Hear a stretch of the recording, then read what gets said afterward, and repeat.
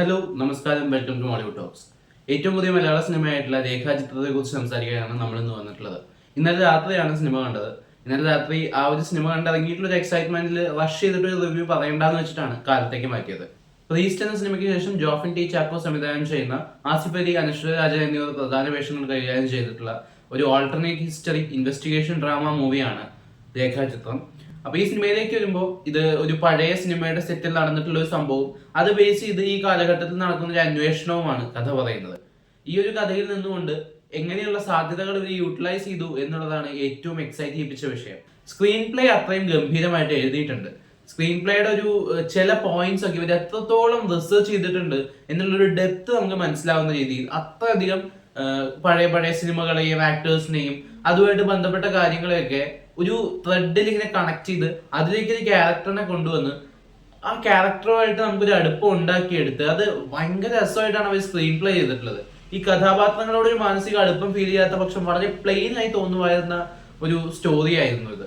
എന്നാൽ ആ കഥയിലേക്ക് ഈ ക്യാരക്ടേഴ്സിനോട് ഒരു ഇമോഷണൽ അറ്റാച്ച്മെന്റ് നമുക്ക് കിട്ടിയപ്പോൾ പിന്നെ വലിയ ട്വിസ്റ്റും ടേണുകളും ഇല്ലാതെ തന്നെ ഇൻവെസ്റ്റിഗേറ്ററിന്റെ ഒപ്പം ട്രാവൽ ചെയ്യാനും ആ മിസ്റ്ററി റിസോൾവ് ചെയ്യാനുമുള്ള നമ്മുടെ തന്നെ ഒരു ആഗ്രഹമായിട്ട് ഈ സിനിമയുടെ കഥ മാറുകയും പിന്നീട് അതൊരു വളരെ സാറ്റിസ്ഫാക്ടറി ആയിട്ടുള്ള കുറച്ച് എൻഡിങ്ങിലേക്കൊക്കെ വന്ന് പേഴ്സണലി എനിക്ക് വളരെയധികം ഇംപ്രസീവ് ആയിട്ട് തോന്നിയിട്ടുള്ള ഒരു സിനിമയാണ് രേഖാചിത്രം. തിരക്കഥയ്ക്ക് അപ്പുറം ഈ സിനിമയിൽ എടുത്തു പറയേണ്ട ഒരുപാട് എലമെന്റ്സ് ഉണ്ട്. അഭിനേതാക്കളുടെ പ്രകടനമാണ് തീർച്ചയായിട്ടും പറയേണ്ടത്. ആസിഫ് അലി എന്ന് പറഞ്ഞിട്ടുള്ള നായകൻ പുള്ളിയുടെ കരിയറിന്റെ ഏറ്റവും വലിയൊരു ഷിഫ്റ്റ് ആണ് ഇപ്പോൾ നടത്തിയിട്ടുള്ളത്. അത് നമുക്ക് എല്ലാവർക്കും അറിയാം. ഇത്തരത്തിലുള്ള ഇൻവെസ്റ്റിഗേറ്റർ ഓഫീസേഴ്സ് ഒക്കെ ആയിട്ട് ഇപ്പോഴത്തെ യൂത്ത് ആക്ടേഴ്സ് വരുമ്പോൾ പലപ്പോഴും അവർ ഭയങ്കര ഓവർ ദി ടോപ്പ് ആവാൻ ശ്രമിക്കുന്ന പോലെയോ അവരുടെ ക്യാരക്ടറിൽ കൺഫ്യൂസ്ഡ് ആവുന്ന പോലെയോ തോന്നിയിട്ടുണ്ട്. എന്നാൽ അതാണ് ഇവിടെ ഏറ്റവും എടുത്തു പറയേണ്ടതായിട്ട് തോന്നുന്നത്. കാരണം ആസിഫ് അലിയുടെ കഴിഞ്ഞ പോലീസ് കഥാപാത്രങ്ങളായാലും ഈ സിനിമയിലെ വേഷമായാലും വളരെയധികം ഓരോന്നിനോടും ഡിസ്റ്റിങ്ക്റ്റ് ആയിട്ട് വളരെ ഈസി ആയിട്ട് ഒട്ടും ബലപ്പെടുത്തത്തിനുള്ള ശ്രമങ്ങൾ ഇല്ലാതെ ചെയ്തു വെച്ചു എന്നുള്ളത് അപ്രീഷ്യബിൾ ആയിട്ടുള്ള കാര്യം തന്നെയാണ്. അടുത്ത പ്രധാന കഥാപാത്രം അനശ്വര രാജനാണ് ചെയ്തിട്ടുള്ളത്. ആ ക്യാരക്ടറിനോടാണ് ഈ പറയുന്ന ഒരു ഇമോഷണൽ അറ്റാച്ച്മെന്റ് എന്ന് പറഞ്ഞിട്ടുള്ള സംഭവം ഏറ്റവും ഗംഭീരമായിട്ട് ഫീൽ ചെയ്തത്. ആ ഒരു ക്യാരക്ടറിനെ ഇവര് ഫ്ലാഷ് ബാക്ക് കാണിച്ച് സ്റ്റാർട്ട് ചെയ്ത് പിന്നെ ആ ക്യാരക്ടറിന്റെ ലൈഫ് സ്റ്റോറി അങ്ങനെയൊക്കെയാണ് പറയുന്നുണ്ടെങ്കിൽ വളരെ ഈസിയാണ്. അത് വളരെ ക്ലീഷയാണ്, എന്നാൽ വളരെ ഈസിയാണ്. പക്ഷെ ഈ സിനിമയിലേക്ക് വരുമ്പോൾ ആ ക്യാരക്ടറിനെ പറ്റി അധികം റിവീൽ ചെയ്യാത്ത മൊമെന്റ് മുതൽ നമുക്ക് ആ ക്യാരക്ടറിനോട് ഇഷ്ടം തോന്നുന്ന രീതിയിലുള്ള പ്രസന്റേഷനും പിന്നീട് അവരെ കൂടുതൽ കൂടുതൽ അറിയുമ്പോൾ ആ ഒരു ക്യാരക്ടറിനോട് നായക കഥാപാത്രത്തിന് തോന്നുന്ന അതേ ഒരു ഇമോഷണൽ അറ്റാച്ച്മെന്റ് ഓഡിയൻസിന് ഫീൽ ചെയ്യുന്ന പോലെ ഒരു ഇമ്പാക്ട് എനിക്ക് പേഴ്സണലി കിട്ടിയിട്ടുണ്ടായിരുന്നു. ഇവരുടെ പ്രധാന കഥാപാത്രങ്ങൾക്കൊപ്പം മറ്റ് അഭിനേതാക്കളെയും വളരെ ഗംഭീരമായിട്ട് കാസ്റ്റ് ചെയ്തിട്ടുണ്ട് എന്നുള്ളത് കൈയടി അർഹിക്കുന്ന കാര്യം തന്നെയാണ്. പ്രത്യേകിച്ച് ഇതിലെ സീനിയർ ആക്ടേഴ്സ് വരുമ്പോൾ അവരുടെ ചെറുപ്പകാലം അഭിനയിപ്പിച്ചതൊക്കെ ഭയങ്കര പെർഫെക്റ്റ് ആയിരുന്നു.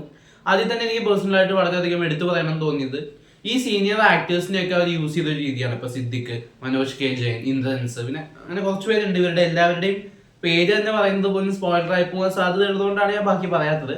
അപ്പൊ ഇത്രയും ആക്ടേഴ്സ് ഉണ്ട്. ഈ സീനിയർ ആക്ടേഴ്സിനെയൊക്കെ ഇവർ കാസ്റ്റ് ചെയ്ത് അവരുടെ പെർഫോമൻസ് ഈ പടത്തിന് കൊടുത്തിട്ടുള്ള എൻഹാൻസ്മെന്റ് ഉണ്ടല്ലോ, അത് എടുത്തു പറയാതിരിക്കാൻ സാധിക്കില്ല. പിന്നെ ഈ സിനിമയിൽ ഒരു സോൾ ഉണ്ട്. നമ്മള് കാതോട് കാതോരം എന്ന സിനിമയുടെ സെറ്റിൽ ഈ കഥ നടക്കുമ്പോൾ അവിടുത്തെ ഏറ്റവും പ്രൈം അട്രാക്ഷനും ആ കാലഘട്ടത്തിലെയും ഈ കാലഘട്ടത്തിലെയും ഈ സിനിമയിലേക്ക് വരുമ്പോൾ ആ ഒരു പേര് ഈ സിനിമയിൽ കൊണ്ടുവരുന്ന ഒരു ഇമ്പാക്റ്റ് ആണ്.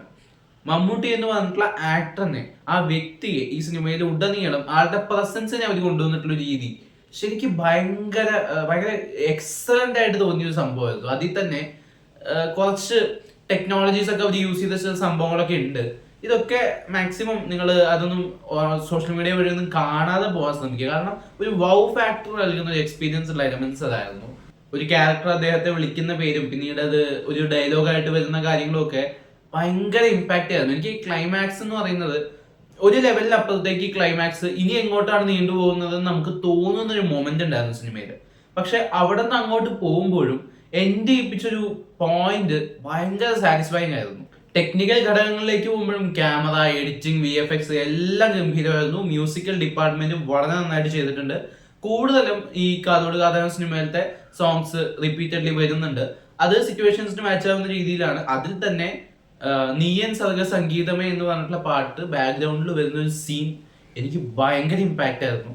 അത് അങ്ങനെ ഒരു സീക്വൻസ് ഞാൻ ഒട്ടും പ്രതീക്ഷിച്ചിട്ടുണ്ടായിരുന്നില്ല. പിന്നെ അങ്ങനെ കുറേ റെഫറൻസുകൾ അധികായന്മാരായിട്ടുള്ള സംവിധായകരെയും എഴുത്തുകാരെയും ഒക്കെ ഇവര് പ്രസന്റ് ചെയ്തൊരു രീതി അതൊക്കെ അപ്രീഷിയേറ്റ് ചെയ്യേണ്ട കാര്യമാണ്.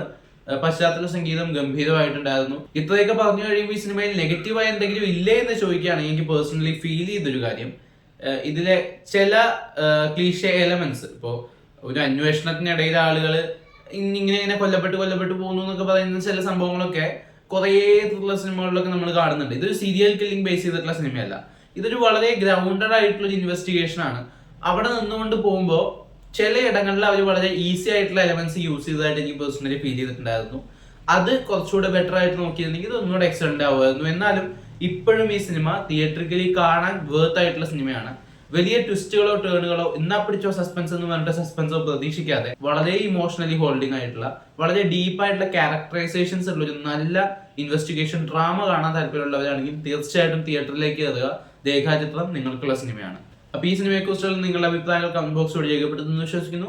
ഈ വീഡിയോ നിങ്ങൾക്ക് ഇഷ്ടപ്പെട്ടെങ്കിൽ ചാനൽ സബ്സ്ക്രൈബ് ചെയ്യുക, വീഡിയോ ലൈക്ക് ചെയ്യുക, സപ്പോർട്ട് ചെയ്യുക. എന്തെങ്കിലും പ്രശ്നം നിങ്ങൾ നോട്ടീസ് ചെയ്യുകയാണെങ്കിൽ അതും കമന്റ് ബോക്സിലൂടെ അറിയിക്കാൻ ശ്രമിക്കുക. നമുക്കിനി മറ്റൊരു വീഡിയോയുടെ വീണ്ടും കാണാം. ബൈ.